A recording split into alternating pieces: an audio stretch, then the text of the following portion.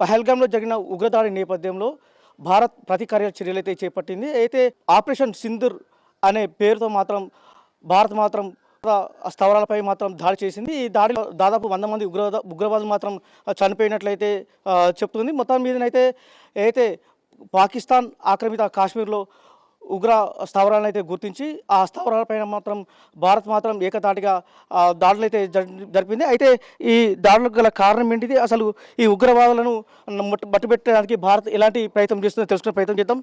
చెప్పండి, అసలు ఈ ఉగ్రవాదులను ఏదైతే పహల్గామ్ ఉందో పహల్గామ్లో ఉగ్రదాడి జరిగింది, అది మీరు ఎట్లా చూస్తున్నారు దాన్ని? అసలు పహల్గామ్లో ఉగ్రదాడి జరగడానికి ముఖ్య ఉద్దేశం ఏంటిదంటే, ఫస్ట్ ఆఫ్ ఆల్ ఉగ్రవాదులను పెంచి పోషించేది పాకిస్తాన్ అయినా కూడా ఎన్ని రోజుల వరకు మన భారతదేశం అనేది పోనీ అని చెప్పి వదిలిపెట్టుకుంటూ వస్తుంటే వీళ్ళ దుస్సాహ చర్యలు చాలా మితిమీరిపోయాయి.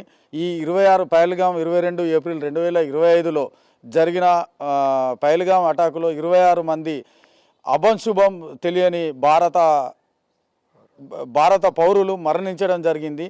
కానీ దాంట్లో వాళ్ళు ఉగ్రదాడి చేసే మిలిటెంట్స్ ఏం చేశారంటే, మీరు హిందూనా ముస్లింనా అడిగి మరీ చంపడం జరిగింది. మళ్ళీ ఇంకొక మాట అనడం జరిగింది, ఆప్ జాకే మోదీకో బతావ్ అన్నదానికి మోదీ గారు తీసుకున్న నిర్ణయమే ఈ ఆపరేషన్ సింధూర్. ఈ ఆపరేషన్ సింధూర్కు ముఖ్యంగా సింధూర్ అని పేరు పెట్టడానికి గల కారణం ఏంటిది అంటే, ఈ ఎవరైతే పహల్గామ్ అటాకులో భార్యాభర్తలు కలిసి జంటగా వెళ్ళారో అందులో పురుషులను మాత్రమే చంపి యువతులను వదిలేయడం, ఆడవాళ్ళను వదిలేయడం జరిగింది. ఆడవాళ్ళ బొట్టును చెరిపేయడం జరిగింది. ఆ బొట్టునే హిందీలో సింధూర్ అంటారు. అందుకే వాళ్ళ బొట్టుకు జరిగిన అన్యాయానికి ప్రతీకారమే ఈ ఆపరేషన్ సింధూర్.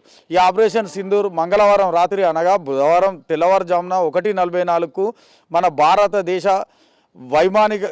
వైమానిక దాడులు ప్లస్ రాకెట్ లాంచర్ దాడులతో 9 స్థావరాలపైన అటాక్ చేయడం జరిగింది. పాకిస్తాన్లో 5, పిఓకేలో 4, అందులో లష్కర్ ఏ తోయిబా ఉగ్రవాదులు, మిగిలిన సంస్థ ఉగ్రవాదులు మొత్తం కలిపి 90 మందిగా మరణించినట్టు ఆర్మీ ప్రతినిధులు వెల్లడించారు.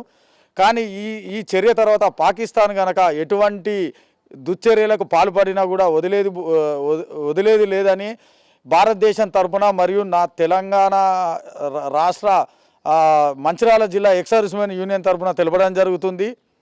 అయితే ఇప్పుడు ఎల్ఓసి ఎంబడి ప్రతిరోజు ఏదైతే పహల్గామ్ దాడి తర్వాత కాల్పులు జరుగుతూనే ఉన్నాయి. ఈ కవింపు చర్యలు మనం ఎట్లా చూస్తున్నాం? అసలు ఈ కవ్వింపు చర్యలు అనేది ఏం చెప్పకుండా జరగడం జరుగుతుంది.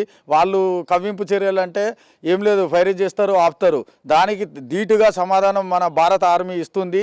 దానికి దేశ ప్రజలు ఎటువంటి భయభ్రాంతులు కావాల్సిన అవసరం లేదు. అదే చెప్పండి, ఇప్పుడు ఏదైతే ఇప్పుడు మాక్ డ్రిల్ అంటున్నారు కదా, ఈ మాక్ డ్రిల్లో భాగంగా ఇప్పుడు మన యుద్ధం కనుక జరిగితే మన రెండు తెలుగు రాష్ట్రాలు, అటు విశాఖపట్నం కావచ్చు, ఇటు హైదరాబాద్, ఈ 2 రాష్ట్రాలు కూడా ఉన్నాయని చెప్తున్నారు ప్రమాదవశాత్తులో.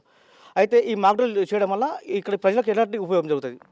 ఈ మాక్ డ్రిల్ అనేది ముఖ్య ఉద్దేశం ఏంటిదంటే, మాక్ డ్రిల్ ఉద్దేశం ఒకవేళ యుద్ధం కనుక సంభవిస్తే అభంశుభం తెలియని ప్రజలు, తెలంగాణ ప్రజలు కానీ అటు ఆంధ్ర ప్రజలు కానీ ఏ విధంగా తమ ప్రాణాలను కాపాడుకోవాలి అని నేర్పివ్వడానికే ఈ మాక్ డ్రిల్. అందులో ప్రజలు భయపడాల్సిన అవసరం లేదు. మాక్ డ్రిల్ చేస్తే మాకేమవుతుందో ఏంటిదో అనేది ఏం లేదు.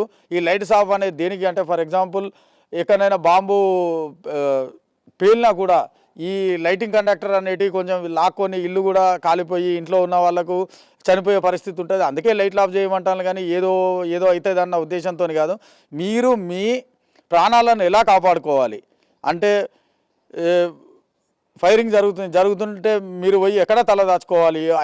ఐడౌట్ అంటే ఏంటిది? మీ సెల్యులార్లు కావచ్చు, లేకుంటే ఎక్కడన్నా సురక్షిత ప్రదేశాలలో ఎలా తలదాచుకోవాలి, ఒకవేళ దగ్గరకు వస్తే ఏం చేయాలి, ఆ ప్రతిఘటనను ఎలా తిప్పి కొట్టాలి అని ప్రజలకు నేర్పివ్వడానికి మాత్రమే ఈ మాక్ డ్రిల్. దీనికి భయపడాల్సిన అవసరం ఏం లేదని తెలియజేస్తున్నాం. చెప్పండి, ఒకవేళ అయితే యుద్ధం కనుక పాకిస్తాన్ భారత్ చేస్తే మాత్రం గెలిచే అవకాశాలు ఉంటాయా? తప్పకుండా అండి. ఇప్పటికి జరిగిన అన్ని యుద్ధాల్లో మనమే విజయం పొందాము. అయితే ఇంకొకటి, అప్పుడు ఈవెన్ 71 వార్లో కానీ అంతవరకు జరిగిన చైనా వార్లో కూడా ప్రతి ఒక్క వేరే దేశాలన్నీ దాదాపుగా పాకిస్తాన్ మరియు చైనాకే సపోర్ట్ చేశాయి. ఈసారి కేవలము మన 2 దేశాలు మాత్రమే ఇరాన్ మరి టర్కీ ఇలాగా ఈ 2-3 దేశాలు మాత్రమే పాకిస్తాన్కి సపోర్ట్ చేస్తున్నాయి. మిగతా అన్ని అగ్రరాజ్యాలు మరియు ప్రపంచ దేశాలన్నీ మన యొక్క చర్యని వాళ్ళందరూ, ఎందుకంటే ఇది మనం ఎలాంటి తప్పు చేయడం లేదు కాబట్టి వాళ్ళు మనల్ని వెన్నంటి ఉండి మనకే సపోర్ట్ చేసి అందరం ఎలాంటి యుద్ధ మేఘాలు వచ్చినా కూడా మేమందరం మీతో ఉంటామని చెప్తున్నారు. కాబట్టి మనం ఒక్కరమే గెలిగినా కూడా మిగతా వాళ్ళందరూ కూడా మనకు వెన్నంటి ఉన్నారు. కాబట్టి మనకు ఆ ఆత్మవిశ్వాసం విజయాన్ని తప్పక చేకూరుస్తుంది. ఇందులో సందేహం ఏం లేదు. చెప్పండి, ఇప్పుడు ఏదైతే ఆయుధ సంపద ఉందో పాకిస్తాన్ కంటే భారతదేశంలో ఎక్కువ ఉంటుందా, తక్కువ ఉంటుంది అసలు?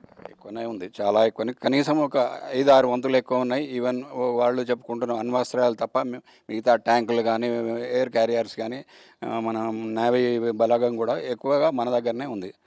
కాబట్టి దీంట్లో ఎలాంటి మన ఒక ఓడిపోతామనే భయం అనేది లేదు. అన్నిటికీ వాళ్ళు చేసిన ఈ కవ్వింపు చర్యలకు తప్పనిసరిగా ఇదొక ప్రతీకార చర్య మన కావాలి. ఎందుకంటే మన మోడీ గారు మరి అమిత్ షా గారు దాడి చేసిన వాళ్ళ యొక్క ఉగ్రవాదులందరినీ, వాళ్ళలో ఉన్న ప్రతి ఒక్కరిని కూడా ఏరి మనం ఏరివేస్తామని ఒక దేశ ప్రజలకు విశ్వాసాన్ని చేకూర్చే మాటలు చెప్పినాం. కాబట్టి కంపల్సరీగా దానిలో భాగంగానే ఈ చర్యలు జరుగుతున్నాయి. వారు యుద్ధం జరిగినా కూడా మనం వాళ్ళందరినీ ఎలాగైనా గెలుస్తామనేది నేను ఈ వేదిక ముఖంగా తెలియజేస్తున్నాను. పాకిస్తాన్ కనుక భారత్ యుద్ధానికి వస్తే మాత్రం రిటైర్డ్ అయిన ఏదైతే ఎక్స్ ఆర్మీలు ఉన్నారో వాళ్ళు కూడా యుద్ధం చేయడానికి వెళ్తామని చెప్పేసి చెప్తున్న పరిస్థితి కనబడుతుంది. ఏదేమైనప్పటికీ కూడా భారత్తో కనుక పాకిస్తాన్ కనుక యుద్ధం చేస్తే కనుక అతి ఘోరంగా ఓడిస్తామని చెప్పేసి ఇక్కడ భారత మాజీ సైనికులు అయితే చెప్తున్న పరిస్థితి కనబడుతుంది. భారత్లో మాత్రం పాకిస్తాన్ కంటే ఎక్కువ ఆయుధాలు ఉన్నాయి. ఎక్కువ ఏదైతే త్రివిధ దళాలు ఉన్నాయో ఆ త్రివిధ దళాలు కూడా భారతదేశంలో పాకిస్తాన్ కంటే ఎక్కువగా ఉన్నాయని చెప్పేసి చెప్తున్న పరిస్థితి కనబడుతుంది. కెమెరా పర్సన్ శ్రీనివాస్తో శ్యామోహన్, మెగా 9 టీవీ, మంచిర్యాల నుండి.